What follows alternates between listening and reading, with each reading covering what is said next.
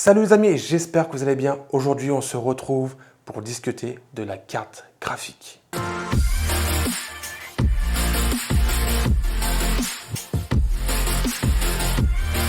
Alors tout d'abord, si ce n'est pas déjà fait, je t'invite à t'abonner et mettre la petite cloche pour suivre les prochaines vidéos qui vont sortir. Dans cet épisode, je vais vous parler de la carte graphique, mais plus en détail, comment la choisir et qu'est-ce qu'il faut utiliser comme soft ou logiciel ou site internet pour faire des comparaisons. Car tout simplement, moi je vais vous parler de mon expérience et à la suite de cette vidéo, je vais vous expliquer comment je me guide vers le choix d'une carte graphique et pourquoi je fais ces choix-là. Premièrement, à quoi sert une carte graphique? Tout simplement, les cartes graphiques vont vous aider à lancer plus facilement vos jeux vidéo. Certains processeurs possèdent des GPU graphiques intégrés, mais ils ne sont pas forcément assez puissants pour lancer des gros jeux qui demandent pas mal de ressources. Premièrement, en choisissant votre carte graphique, il faut prendre en compte qu'est-ce que vous allez utiliser comme écran, quelles sont les performances que vous voulez atteindre et qu'est-ce que vous attendez de votre rendu visuel. Pour ceux qui veulent se diriger vers un écran 4K, 60 Hz, etc. Déjà, vous pouvez laisser tomber toutes les gammes GTX. Pourquoi? Tout simplement, lorsque vous allez lancer un jeu, ça va friser de temps en temps. Pour ma part, j'avais une carte graphique GTX 1050 Ti. J'avais des cartes graphiques typiquement qui montaient 1660 Ti. Et quand j'avais un écran 4K branché dessus, ça ne servait pas du tout. J'avais des frises ou tout simplement, lors de mes déplacements de gauche à droite avec mon personnage, j'avais mon image qui tremblait.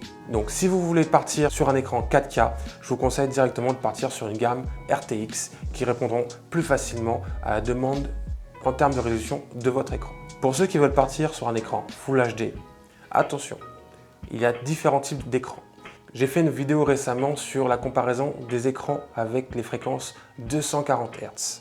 Donc lors du choix de votre écran, n'hésitez pas à vérifier cette vidéo pour justement prendre en compte les petits indicateurs que je vous ai donnés pour le choix de votre écran. Si vous partez sur un écran Full HD et que vous voulez atteindre des performances en 240 Hz, ce que je vous conseille, c'est avant de choisir votre carte graphique pour atteindre les fréquences 240 Hz, c'est de regarder les anciens épisodes que j'ai fait auparavant de cette petite série pour bien choisir vos composants.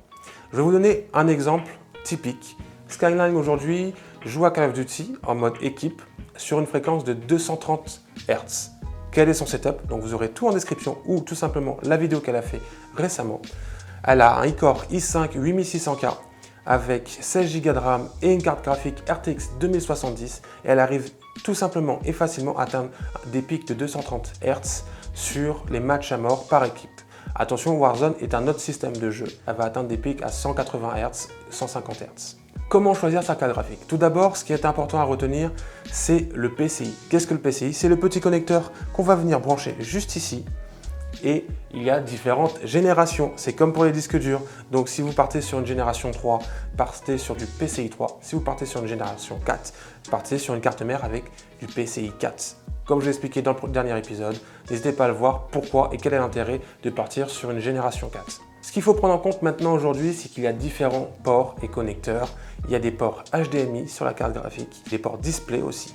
Et surtout, n'hésitez pas à vérifier la fréquence de chacun des ports s'ils atteignent et sont optimisés. Par exemple, la version de port HDMI qui est la plus évoluée aujourd'hui est la version 2.1 où on peut atteindre jusqu'à 120 Hz en 4K et 360 Hz en Full HD. Donc si vous faites du multiscreen, n'hésitez pas à checker le nombre de ports que vous avez sur votre carte graphique. Si vous avez 4 écrans, n'hésitez pas à regarder si vous avez 4 ports sur votre carte graphique. Donc les deux éléments importants maintenant techniques sur le choix de la carte graphique va être au niveau de la mémoire vive et au niveau de la fréquence de votre GPU, la taille de la gravure, etc. Je ne vais pas rentrer dans ce détail parce qu'aujourd'hui, c'est pour vous, je vulgarise tout simplement comment choisir votre carte graphique. Donc sur une carte graphique, on peut se baser entre un budget entre 400 et 1500 euros. Donc selon votre budget, vous allez directement voir quelle est la carte graphique qui vous est destinée. Si votre budget n'est pas très haut, je vous conseille de partir sur un écran Full HD que de partir sur un écran 4K. Vous me dites, oui, mais tu as parlé des spécificités techniques, qu'est-ce qu'il faut faire attention, etc. Mais comment choisir ma carte graphique? C'est tout simple. Allez sur des sites benchmark, comparez les cartes graphiques que vous voulez, comparez les marques que vous voulez, parce que ça peut être la même référence de carte graphique, la même référence de processeur, mais les marques n'ont pas les mêmes performances au final. Donc sur les sites de benchmark que vous allez retrouver en description, vous pouvez comparer à la fois une carte graphique et une autre sur les éléments que vous voulez, les jeux, le temps de réponse, etc. Et en fait, tout est donné sur les benchmarks. N'allez pas forcément sur le site constructeur parce qu'il va faire des benchmarks avec sa propre marque. Allez plutôt sur les benchmarks privés. Vous tapez juste tout simplement benchmark sur votre navigateur et vous allez voir les premiers sites et bien sûr les résultats obtenus avec les différentes marques et références de cartes graphiques. J'espère que cette vidéo t'a aidé. N'hésite pas à rejoindre la communauté sur Discord pour avoir plus d'informations. Aujourd'hui, on a une communauté grandissante. N'hésite pas à mettre en commentaire ce que tu as pensé de cette vidéo et d'ajouter, si besoin, des informations qui pourraient aider cette communauté. À bientôt pour de nouvelles vidéos.